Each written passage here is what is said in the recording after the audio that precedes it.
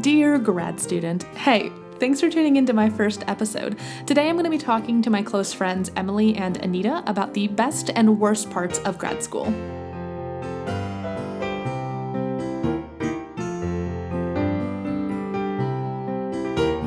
Hello, listeners. Welcome to the first episode of Dear Grad Student, the podcast where grad students can come together to celebrate, commiserate, and support one another through this crazy life decision we've decided to embark on.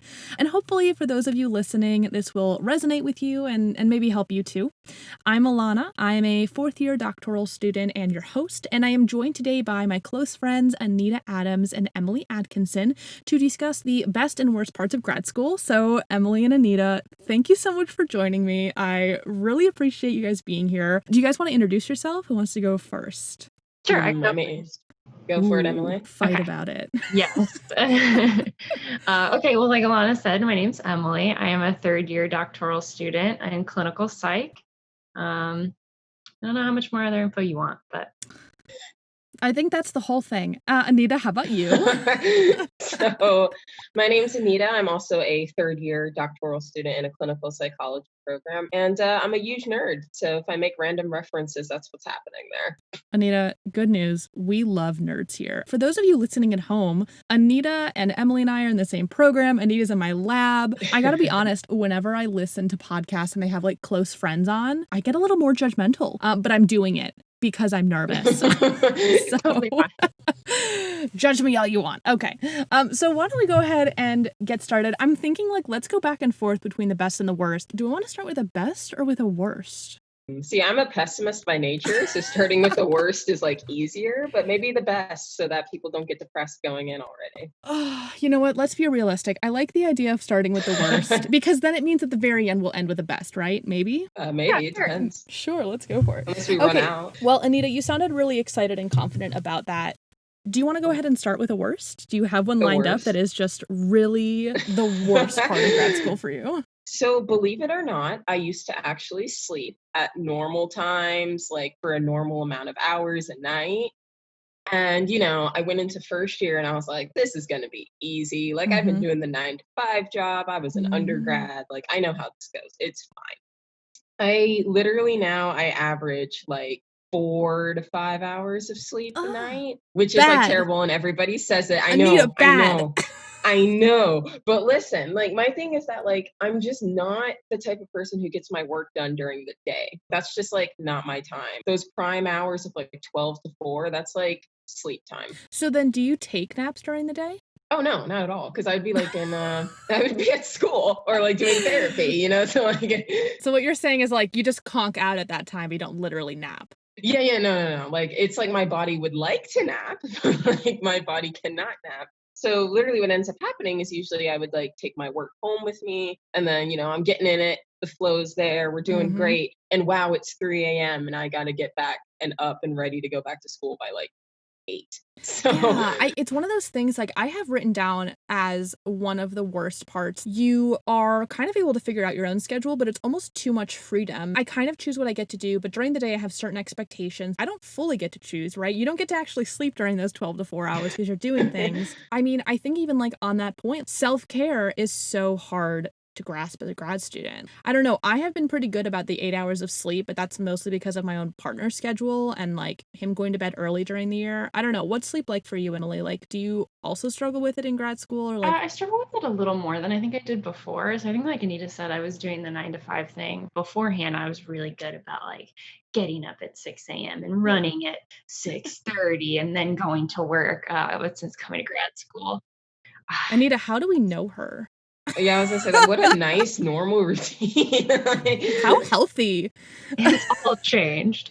I used to be in bed before 10:30. If I was up past 11, it was weird. But now I'm if I get up at 8 a.m. or before, I'm oh my God. So I've early. done it. Yeah, it's definitely thrown me off. I used to be a never bring my work home kind of person, but it's all gone out the window. I feel a little Anita now. It'll be 10 p.m. I'm all right, let's go. Let's rock it. Wave number 4 for the day. Yeah. Yep. So it sounds like you both just have felt like your schedules have changed a lot and like that's affected sleep, at least the schedule of it. Like Anita, it sounds like hours and schedule perhaps for you, but Emily, it sounds like you are also experiencing the fact that you've just totally shifted. Maybe sleep hasn't been affected hours wise, but like you're not waking up at 6:30 to go on a run as much anymore, despite the fact that you're still running marathons, but that's fine.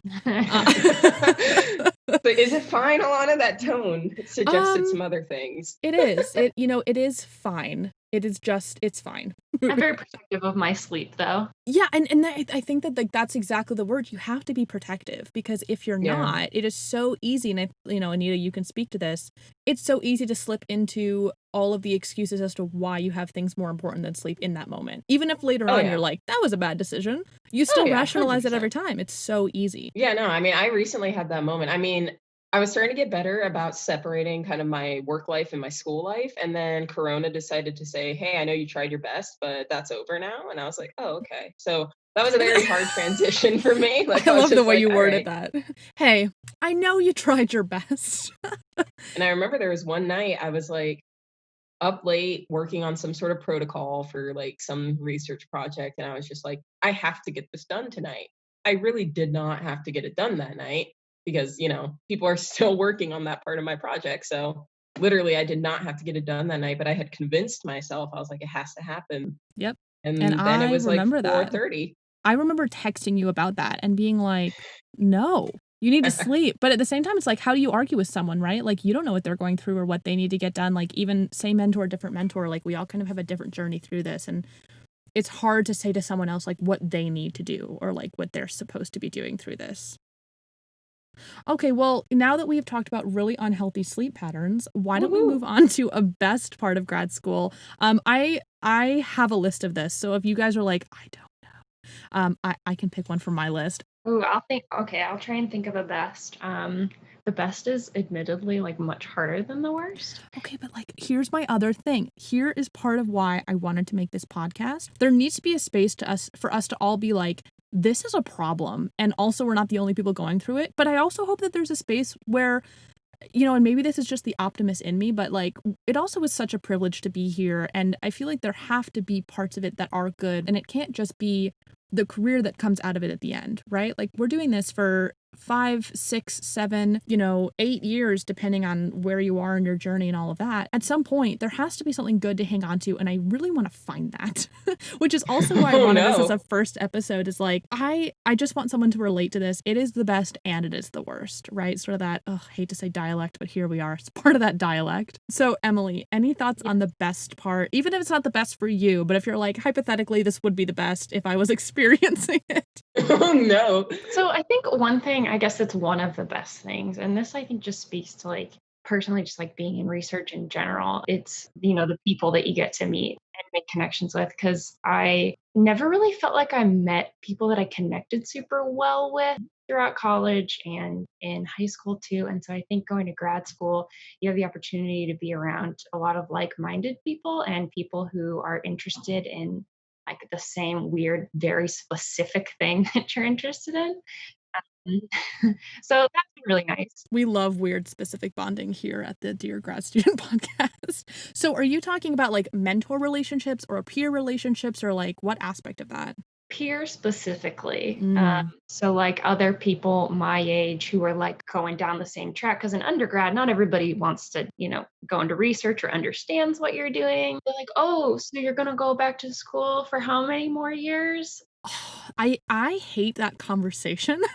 I feel like I get that all the time where people are like, you're just going to be in school forever, blah, blah. And I'm like, yeah, but for me, at least personally, and I know that this is not everyone's experience for really valid reasons, school is kind of a safe place for me. School is the place where, like, in a protected way, like, I can play and explore and be creative and like, interact with people who are kind of like-minded. And I feel like the network, I remember, I don't know if you guys went through the same training, but they talked about building our network, right? And so there's like the professional network, there is the like personal network, there's like the family network, and all of these different things that they talked about, like it's going to grow and grow as you experience and are a grad student and go through this whole thing.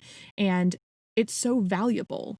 that you have people to reach out to for different things. The three of us are all sitting on this Zoom call right now, and this is like a great example of people that I have networked with. You know, Emily and I we don't do research even close to each other. Anita and I are in the same lab, but like even we do things that are pretty different. And so it's this cool area where it's kind of what Anita said at the beginning. We're just big nerds, and it's really cool to be around other big nerds. And I think that we're in a particularly lucky situation where we don't really have that competitive thing within our department very much, at least like professionally. So we get this really cool opportunity, Emily, like you said, of like this peer networking. What about you, Anita? Like, does it compare to your undergrad in any way? I mean, it's definitely nice to be not the one overachieving person for once, because I always kind of felt like going through school and undergrad, it was always like, oh, Anita's always trying so hard, Anita's always doing this, Anita's always doing that. But it was always very reassuring, especially during first year, to be among a bunch of other people who are equally like on that totem pole. Like I'll always say I'm more neurotic than probably most people in this program. All of us are, though. I feel like it's a requirement.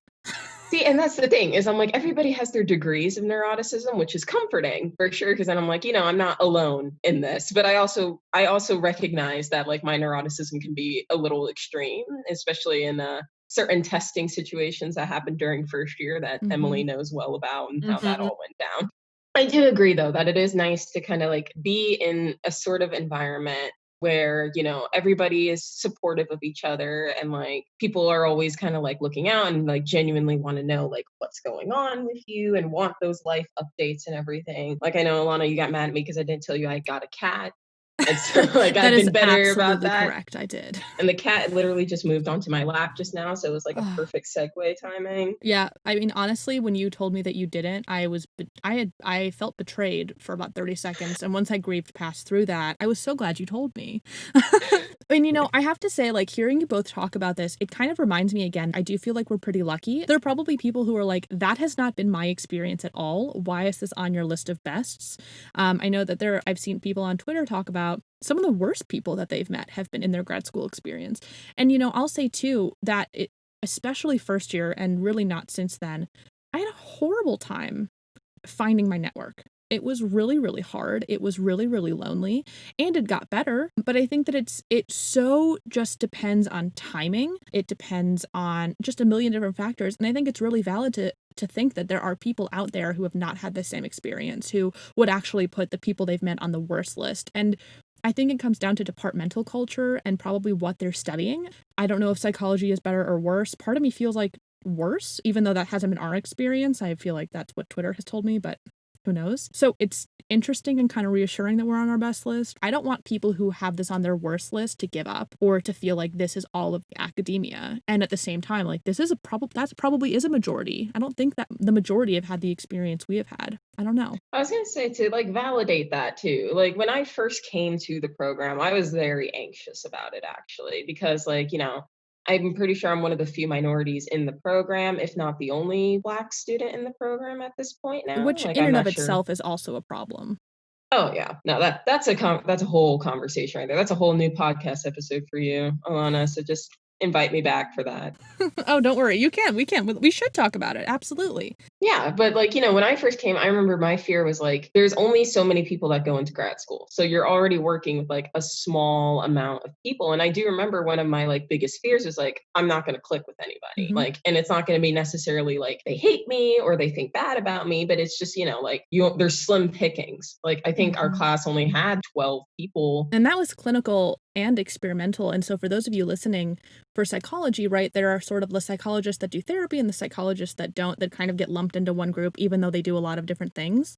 And so when Anita says there were 12, for all psychology grad students year there were 12, but in clinical there were only 5. And so after first year, at least in our program, you take stats together and you take a couple things together. But after that, clinical, you just do so much clinically together, or, brown bag is just with clinical. Really, it was like 5. Yeah. And so it's like, when you keep narrowing down the numbers, it gets more anxiety inducing, because then you're just like, oh man, now I only have 5 people. So like, what are my chances I'm going to find that one other person I'm going to be able to jive with? To validate those feelings, like, I think that's a very real fear to have. I think you're right that kind of luck of the draw, our program has just such a great culture about that I was able to find people that I click with both in a hobbies level. Like, I have a good friend who on the first day of orientation, she like looked at my backpack, had nerdy stuff on it. And she was just like, hey, is that one anime? And I was like, yes, it is. And we've clicked ever since. Oh my God, I Like, love that. yeah, no, it was pretty great, but she's way more outgoing than me. Being introverted, like I consider myself pretty introverted unless I'm comfortable. So maybe I'm an ambivert. Like, I don't know where we are on that introvert extroversion scale at this I don't rate. know. I took the Neo as a first year because we had to, and then I refused to score it because I thought that's too much information. I don't need to know about myself. You weren't ready for that truth. I thought, you know what? I have read the questions, and that's about all I need. Got it. Fair enough. But yeah, like, and also being introverted, because like a lot of people academically tend to be a little more on the introverted side because, you spend more time studying, you just spend more time with yourself, essentially. And so that's also a valid fear to have too, is like not even necessarily that you click with people, but you kind of have to put yourself out there maybe a little more than you usually would because everyone else around you is also kind of introverted. And I think, I was lucky that in my cohort, we kind of have our resident extrovert who always brings us together to like have us do things together. For all of you listening, I just cut out the name that Anita said of who it was because I just had this face of like, which one is it? But now we're there. And I think the other thing too, Anita, that you might have had going for you a little bit, and I don't mean to toot my own horn, but I feel like because I personally had such an isolating experience. I mean, sure, I have, one of my best friends I've been my whole life was in my cohort. 3 of my closest friends currently, like, were all there before your cohort. But I remember when your cohort came in, I was like, oh, no. Like,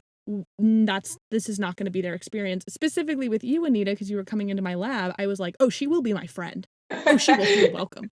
Oh, I dare you to try. She will be part of this. And so it was like a mission of mine that I was like, I don't want this to be repeated and I really want her to feel welcomed. And I remember that being like, okay, so I'm an extrovert, but I'm like an in denial extrovert, which you also know a lot about. I don't actually think that I'm extroverted, but everyone like literally laughs when I say that. But one of the things for me, which was interesting to think about is like, I actually feel like I had the opposite problem. I was so extroverted that like all of my anxiety, instead of like holding up away or isolating myself, was just like this overcompensation of my personality to be like, oh my God, please like me. And you know what? Like they didn't. And that was okay. And that was just my expression of anxiety. So I don't want to like paint this picture like we never struggled. No, I think it's really hard to do that sideways networking. And I think you're so right, Emily. It is a best. Because the place that I'm at with it now, I'm surviving by the relationships I've made in grad school. They make it for me. It's not like it was perfect or easy. It's just important to talk about because, yes, it's a best, but it wasn't an easy one to get to. And I think you're right that it definitely is not a best for everyone. And I think that academic Twitter is something that I've like just recently discovered in the last year. And I'm finding out there are like really cool people in my field that don't go to my school. So I think there are other like ways to kind of create your network that take maybe a little more effort. But I've definitely met some really cool people just like at conferences and some cool people. Yeah. And I feel like, conferences, they talk a lot, at least the conferences I regularly attend. I say that like there's 2. I go to 1 because I'm a grad student. I have no money. I go to 1. But they talk so much about like sideways networking and like meeting your cohort essentially of researchers that 10 and 20 and 30 years from now are going to be the leaders of the society. And so I think that like it is such a valuable skill to learn. And like sometimes it's like kind of painful to do so. Like when you like figure it out, not to mention, I mean, one thing we haven't even touched on with you two is that you both took some time off and I came right from undergrad, and for different reasons, I'm sure we all had a culture shock coming in. I just like was really caught off guard by not being prepared for how absolutely human and normal people were. Like I almost looked up to them too much as grad students. Like we are all just humans. Okay, well, how about I go in and throw in a worst? I feel like your best was still a best, Emily. I don't want you to think it wasn't. Oh, no. It's a good point that it's definitely not a best for everyone. I hate to say this word again, but like it's a dialect. Okay, moving on. Okay, so I feel like one that we all can really talk about would be there's not really a right way to do grad school. For me, I felt like in my first few years, and I, again, saying this as if I'm not 2 months from just having been a third year, I felt like those expectations, and Anita, again, we talked about this in our lab meeting recently, that whole idea of the moving goalposts. We recently listened to a podcast for our lab meeting. The podcast is called Quantitude. Episode 4 is all about advice for grad students. And so they talked about this like moving goalpost, this whole idea that expectations are changing. What was expected of me as a grad student as a first year, like when I was in first year in terms of like what it meant to get a job, is going to be different when I'm a postdoc looking for jobs, right? Like that goalpost is moving yearly. For me, that like the expectations thing, is rough. Yeah, I mean, I feel that that is also kind of like a worst of mine, like the expectations and just like one, like you said, you never really know what they are. Going into third year, it's like, do I know what I'm supposed to know at this point? Should I Mm-hmm. be better at this point?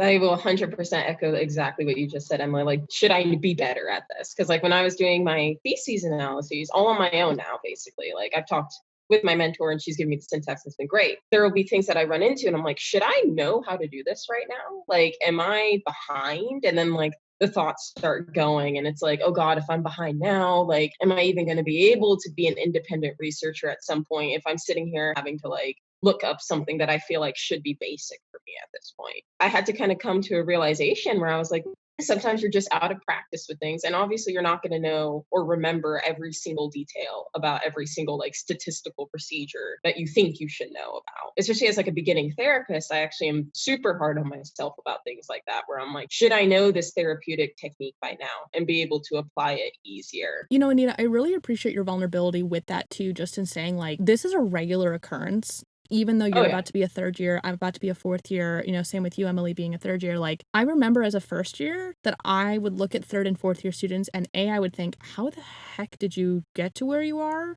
And B, I will never get there. I couldn't understand how anyone could do any of those things. And the second question that I struggle with is like, I don't even know how to learn that right now. Now that I know what I don't know, I still don't know how to get there. Oh, yeah. And for me, I already didn't like math. Like, that's always me and math had never been friends. A nerd like, who we doesn't don't call like each other math. anything like that. No. Hate You've it. breaking all the rules of nerdom. I'm sorry. It just math is not where I nerd out. Math has never been my jam. Hate it with a burning passion. For me, that comes out even harder with math things because I know as a researcher, like I'm like, theoretically, I should understand what's going on here. So anytime like I have an issue that's related to math, that fear kind of pops up of like, is it just because I'm bad at math and I'm behind and everybody else is like doing better with this? And now, you know, and then those comparisons, which I always try to avoid as best as I can, start comparing yourself to other people and what they can do. And then you realize that it's just a perception and that most of us are kind of on that same field of like, I don't know what I'm doing. Do you know what you're doing? And everybody's like, no, not at all. And then it's like, that's very reassuring. That I love that you talked about the comparison game there. I feel like the comparison game is my sort of biggest weakness, and it never used to be, but it just became this like almost like a compulsion where when I would feel a little bit anxious about how I was doing, it would be like, well, let me just check in where other people are at because maybe that will give me some relief. Maybe it will calm me down to say, you're doing okay. Maybe it'll give me that validation. And 9 times out of 10, it doesn't, because even if I have more in X area, they have more in Y. And so it really just becomes not very helpful. We're all on a different journey. You know, I came straight from undergrad. A lot of people didn't. And there's almost no way to compare. And I really feel like it sucks the joy out of what should be I hate to say it should be a joyful process because like grad school is really, really hard. And I don't mean that, but like getting to do science, learning by choice kind of every single day, like is a cool job. Like that's our job. It really does kind of take the joy out of it when you play the comparison game. And at the same time, like we've all seen the job market. We know we're screwed. How do you avoid that? I don't know if we can. I don't know. Do you have advice on that? Like, what would you say to your first year self? Oh God. That's really sorry. Really big life question here. Yeah. No pressure.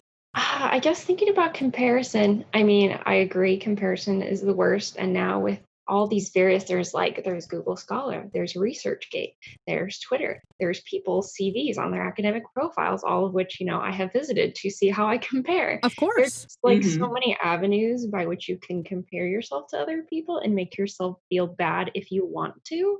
But one thing I do think about, like in terms of like I try to make myself feel better with, is there's that study. I think we had to read it in a research design class talking about how I think the median number of publications for a grad student is 0 or something like that. Yep. I remember that. It was like super low. Okay, so this is I think it was like 1.2 or something. Like it was like insanely super low. Was that like only psychology? Was that like all grad students, or you don't remember? I don't remember. I'll have to look it up. So I think that like that's such a good example because I went into grad school and I remember being like, I want 10 first author pubs by the time I leave. And now that I'm like a fourth year and I'm like, what the hell am I going to publish on 10 times? I've had like that was me 2.5 solid ideas in 3 years.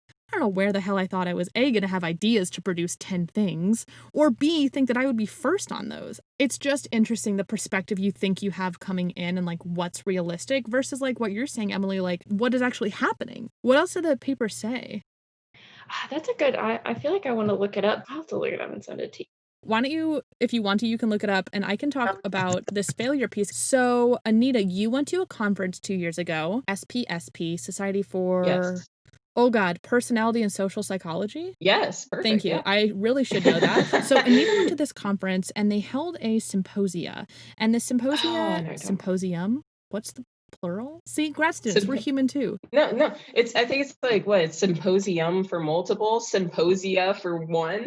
How many is it? Which is which? A symposia for one, symposium for We're sure? two, maybe. I don't know. Is it like data? Now I and want to look datum? at. Is that how that works? Oh gosh, don't get me started about data. Data's definitely the plural. Okay.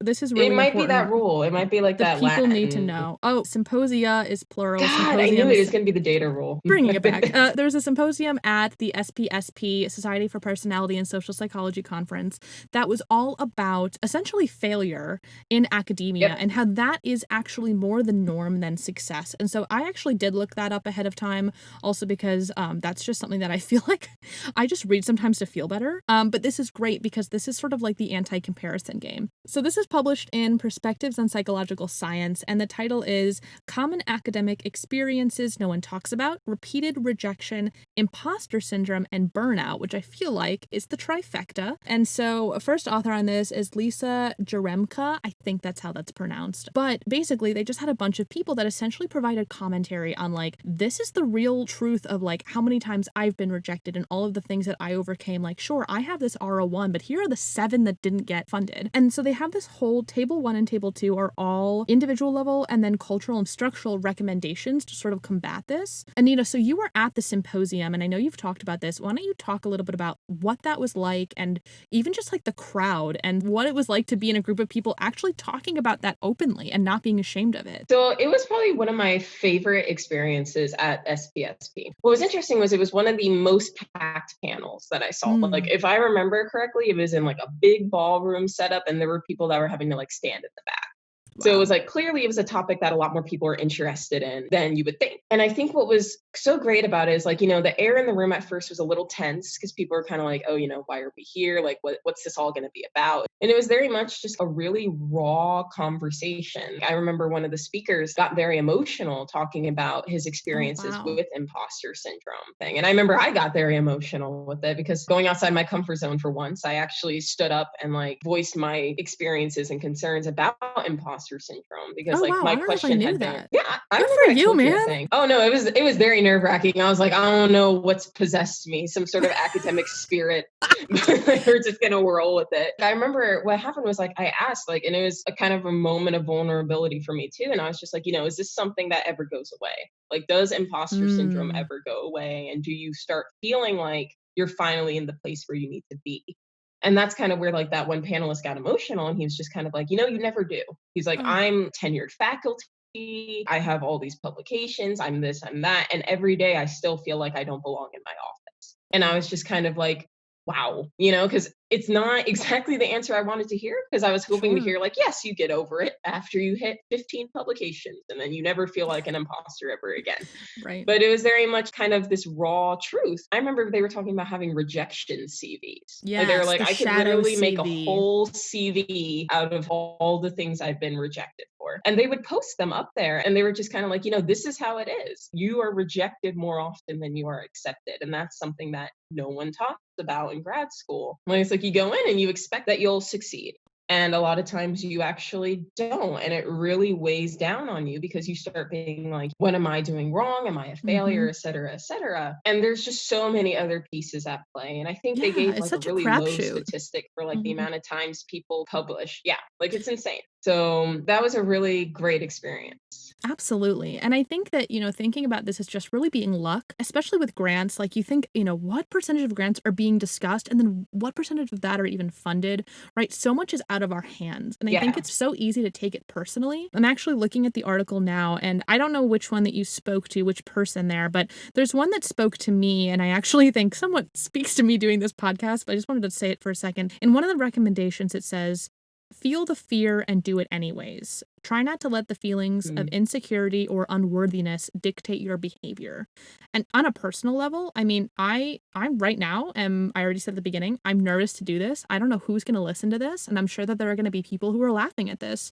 And I feel like this is still an important platform and like space to create with grad students to talk about this because every single person who is successful in academia is really, I don't want to say more of a failure because that's not what it is, but they have been through so many failures to get to the successful level that they're at.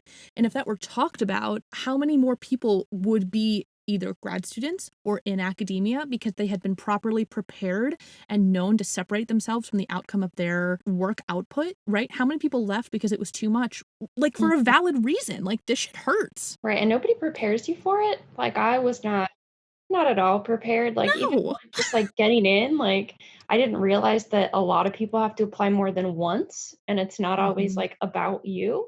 Trying to publish too. I think I got rejected twice the first time I tried to publish something and I was like, great, I'm never going to publish. I'm Yeah.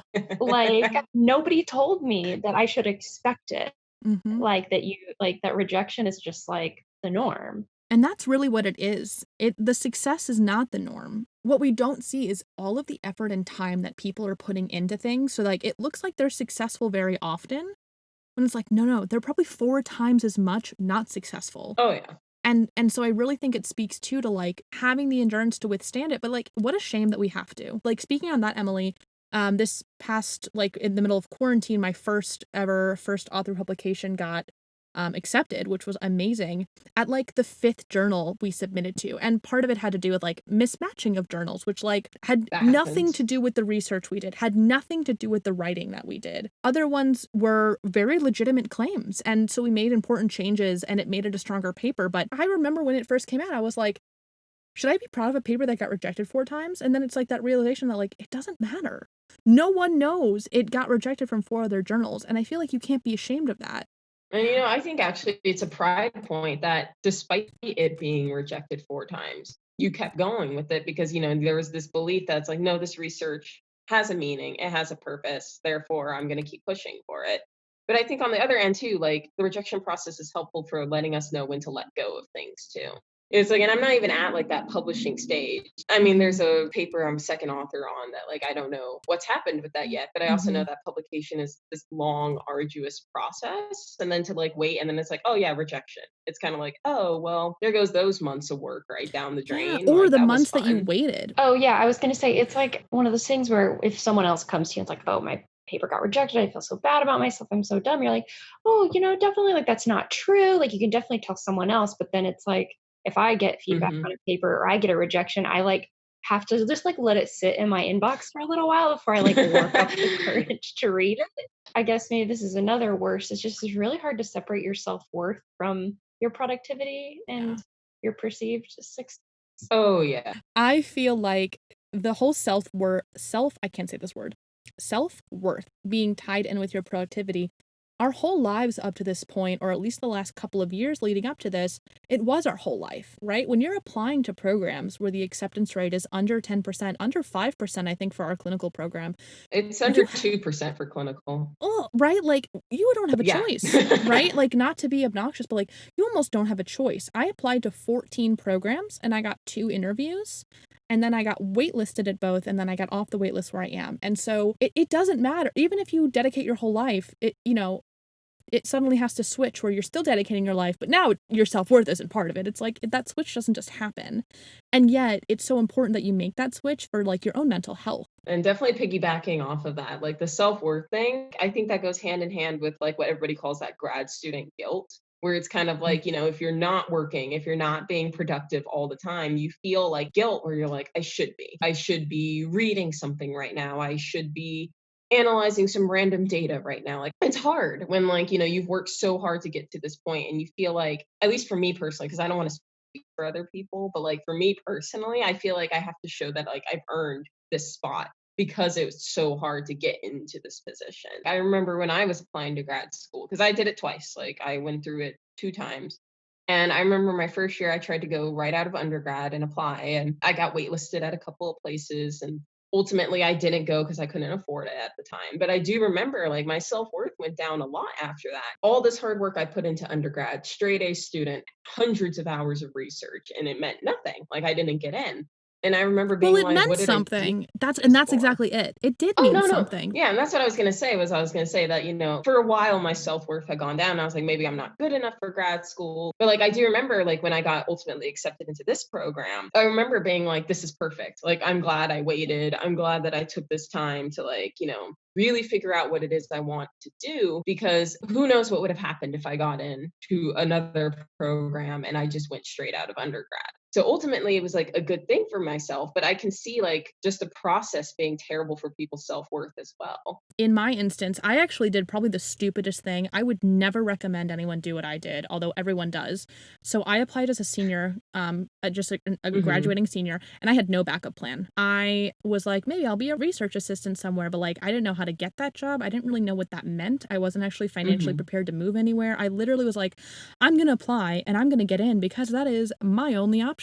And I tied so much of my self-worth to it. Had I not gone in, knowing now my mentor isn't taking anyone next year, didn't take anyone last year when I would have probably applied a second time. So like, I'm really glad that it happened this way. And at the same time, it's like, I would have had no job. I don't know how I would have found one. How many people are being kept out of academia? How many brilliant, worthy people, because the one time they apply or the one time they actually have the funds, don't even get me started on the finances. Oh, so expensive. The one time they do, they don't get in for a reason that has nothing to do with them. And then it just totally messes with, like you said, the hundreds of hours of research and work they put in leading up to it. I mean, it's unfortunate, and I don't know if there is a solution for it. I mean, I'm totally right there with you on that. And I was going to say, when I didn't get in, I was very much like you, Alana. My thing was like, I have no backup plan. I'm going to grad school. And then I was like, oh crap, it's May. I'm graduating. And my lack of a backup plan, that bit me in the butt now. Yeah. So, I had to come up with one, and ultimately it all worked out, but it was rough for a little bit there. Being on the other end, like being the grad student after interview weekend,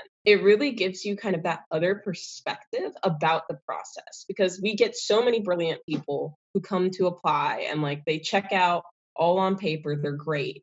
And it just comes down to like that mentor that they applied to just so happened to not be taking students that year. Even if they walked into the day thinking, yeah, I'm going to have funding, I'm going to have room, blah, blah, blah. And then by the end of the day, that has totally changed for no reason at all to do with the applicants or whatever. And of course, we don't really get say or get a look into any of that. Really, it almost has nothing to do with the applicants, especially by the time they're invited to interviews, right? We're always told, like, if you get to that point, you would be successful in the program. So Emily, what's your experience been with like the whole like self-worth thing? I mean, have you been able to separate? How did you do that?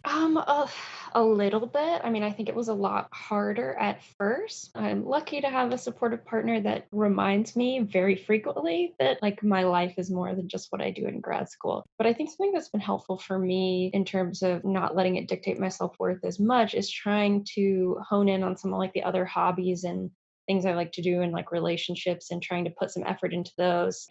As you both know, I foster kittens. I know all about it. I love them. Yeah, I think that that helps a lot because it's something I'm doing that I feel good about, that I feel that I get some reward from. So that's one way, but it's still very difficult. It's hard. Yeah, I think those like external goals are really, I mean, I know I mocked you for the marathon thing earlier, but like my second year, like I decided to run a half marathon. Recently I've taken up crocheting, and obviously now I'm trying to do this podcast. External goals that have nothing to do with grad school can help you feel like you're accomplishing things, and really speaks to a point of self-care that I think not only should it, but it will be kind of its own episode, because so much can be said about like what it means to take care of yourself. I didn't have any hobbies coming into grad school. I remember a conversation I had with my partner the first year we lived together, and I was a first year of grad school, never lived in the state that I live in now. And he was like, I love you and you have no hobbies. You don't do anything but school. And I was like, no. Like, that's not true. And then, of course, he followed up with, playing The Sims is not a hobby, to which I got very defensive. But he was 100% correct. I didn't know anything else that I enjoyed. I started grad school freshly 22. I wasn't even 2 months into being 22 and I started a PhD program. And I was ready for it academically and professionally. I wasn't really ready for it personally. I didn't know what it meant to take care of myself outside of school because the expectations were so different, because every part of grad school was really so different than undergrad, even though the pick your own schedule is kind of similar. Having hobbies is so important. And I am somebody who never did. Even growing up, my hobby was I am on the computer. That was my personality. I don't know what else to say. I watched a lot of Grey's Anatomy and that was it. So I think that you're totally right, Emily. Having something that drives you. I love that your thing is fostering, because every once in a while I get to enjoy that. Right.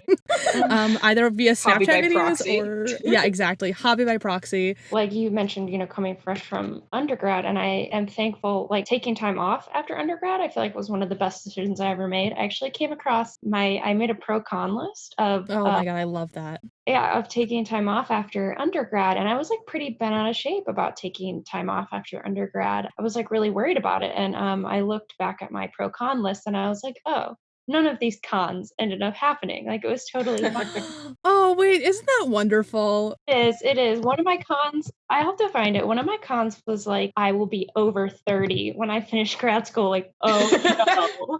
Yeah, which is also there is no rush to be in the job market. There is only time to develop as a person and develop your work. And yes, we all want to start making more than $20,000 or whatever it ends up being before taxes. Sure. But there isn't a rush in terms of your own development and growth. I mean, I'm saying this as an incoming fourth year. I may have no idea what I'm talking about. I don't know that, 6 years from now, when I'm a postdoc on the market or however many years from now, I'm going to look back and be like, you have no idea what you're talking about. How naive. But from where I stand, I'm going to soak up as much time as I can. Yeah, it feels like it would suck to be over 30 to get your PhD. And at the same time, it's that is so arbitrary in the grand scheme of no one knows how old anyone is. That was some advice I got before when I was trying to make my decision. One of the grad students in the lab I was working in was you will have plenty of time to work and to be stressed out and to make no money. She was enjoy, take your time off, enjoy it. There is no rush really. And yeah, I definitely echo that sense of urgency. When I was graduating, I was I have to do this. I have to do it now. I'm never going to go back if I don't do it now. I think honestly that's going to be an entire episode. There's going to be a whole thing about gap year or not, because as somebody who didn't take a gap year, who landed with a dream mentor, who is doing exactly what I want, I still think I should have taken a gap year. And that is probably a conversation for another time. So I do want to make sure that we end with a point here that I think wraps it all together. I think it's a best and a worst. And this is really how I view grad school. And I feel like this would be a good takeaway, maybe not for somebody already in grad school, because I think that anyone in grad school kind of already knows this and both loves and hates this. But anyone maybe thinking about grad school is that it's really a choose your own adventure. And Anita, you may laugh. You're probably laughing because you're Alana says that all the time. But I really do believe that grad school is a choose your own adventure. And that's again, back to this blessing and a curse thing. I get to decide what I'm doing at generally any point of the day. Yep. Yes, I have deadlines for things and I have goals I want to accomplish. And so that kind of dictates it. But I can be as successful or not as I want to be. It really is such a privilege to be in grad school, and I hope this doesn't diminish from anyone listening who's having a really hard time, because I think all three of us are having a really hard time in our own respect, and I think that we're all really lucky, and we know that we're really lucky to get to be paid to work our passion. I mean, I definitely echo that. I did basically that I could set my own schedule, but then you also quickly realize that depending on the activities that you're doing, your schedule becomes a lot more rigid than you think. Just when you start having practicums, and in our case, Alana, we do a very specific research project that requires us to be scheduling our free time. Mm-hmm. Yeah. But you start to find for yourself, you're you know what? I can't be a therapist, a researcher, and a student in one day. So I'm going to schedule myself to where, today is my therapist day. Wednesdays are my school only days. And like I did that for myself in second year. And I found grad school to be a lot more manageable when I did that, because I used to just kind of be like, I just need to fill up all hours of my day with some sort of activity. Doesn't matter what it is, just fill it up. And then I realized I was like, you know what? I don't need to do that. Like, what's the point of doing that? It's just Yeah. stressing me out and I can't handle it. So I liked the choose your own adventure once I figured out how to navigate the game. And that's Before it was exactly like it. Yeah. overwhelming. I feel like our DCT, Director of Clinical Training, my first year, had made the comment that, grad students wear a lot of hats. And so a lot of people will describe this as like code switching or task switching, Yep. where, like you said, Anita, if you're filling the whole day where, in the morning we're a therapist, and then we're this practicum student doing something else, and then we're a researcher. Maybe you're also a TA if your research isn't paying you, and, XYZ, Right. and just switching almost like personalities between what you're doing or what your mind has to focus on takes so much energy. And so since lockdown and COVID and all of that started, I've been doing that similarly, where on this day I'm doing this, or at least on Tuesdays I know I'm going to have research visits over the phone, so I can expect that, as opposed to Yeah. like having one a day where I'm doing that and then okay, I have to jump into my research mind instead of not more of like a passive asking questions over the phone mind. So it sounds like Anita's choose your own adventure is like a compartmentalizing strategy. Emily, have you adopted a similar strategy? Different? Tell me about your adventure. My choose your own adventure. That's hard because like I said beforehand, was like a very scheduled person, but since coming to grad school, I've not been as good about that. I'm kind of just, I'm not necessarily a compartmentalizer. I should probably do more of that. It's a goal of mine to get better at scheduling. But I agree when you say it is kind of one of the best things and one of the worst things, because I mean, it is unique to, I guess, like a traditional job where you can kind of like, if you want to work at 6 p.m. instead of at 12 p.m., Yeah. like you're welcome to do that. My advisor doesn't care when I get the work done as long as it gets done at some point. But yeah, I don't have much in the way of, choose your own adventure. I think the farther you get into grad school, the more opportunity you have to kind of like go different ways. So I'm definitely excited to do that, like to try new things, maybe take new classes. Certainly for clinical psychology, we have a ton of classes to take at the beginning, more than any other program. I think counseling probably has a similar number of like required classes they have to take, although they're in a Yeah. totally different college, at least at our university. But there's something to be said that I think for me, the big switch really did happen in third year. And so maybe this is something that you guys are really going to come upon this year and that I've kind of like, I don't know, transitioned into, where, I have a bunch of to-dos. I think like on my to-do list tracker, I use Notion, by the way. I recommend it to anyone. I have like 15 different categories of things I could be working on, whether it's this manuscript or prepping this project or learning R, which I will forever be trying to learn, but I've started. I have started, I swear.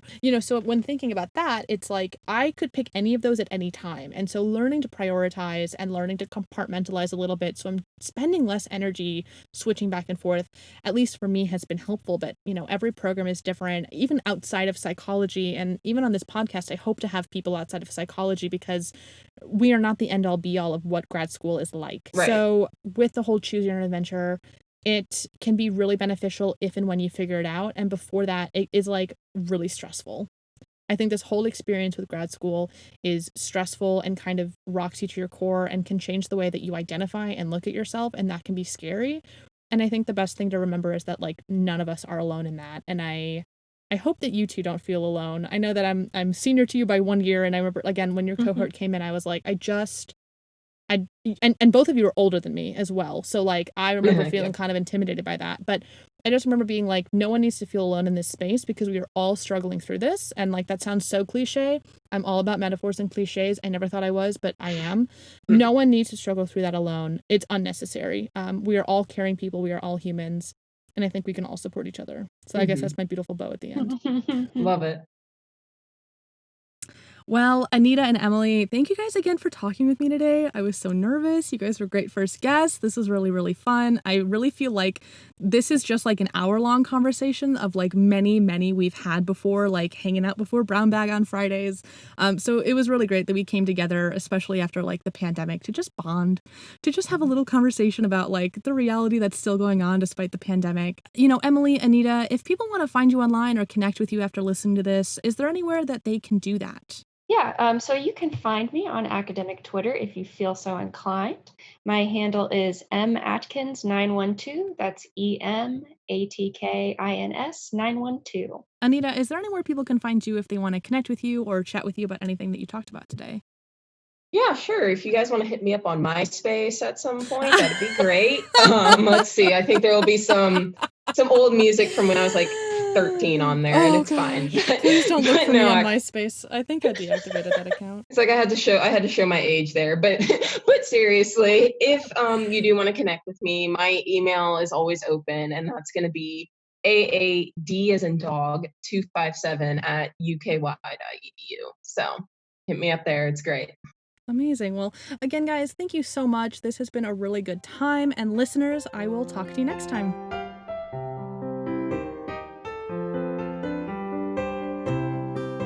If you're a grad student and you would like to be a guest on this podcast, you can find the podcast on Twitter at Dear Grad Student, or if you just want to connect with me online, you can find me on Twitter at Alana_Gloger. That's ELANA_GLOGER. And if you like what you heard, tell your friends, tell your cohort, tell those undergrads that you're mentoring. And if you can, please rate, like, and follow Dear Grad Student on Apple Podcasts, Spotify, or, wherever you find your other favorite shows. And as a reminder, all resources and links mentioned in this episode can be found in the description. And until next time, warmest regards, best wishes, sincerely, Alana.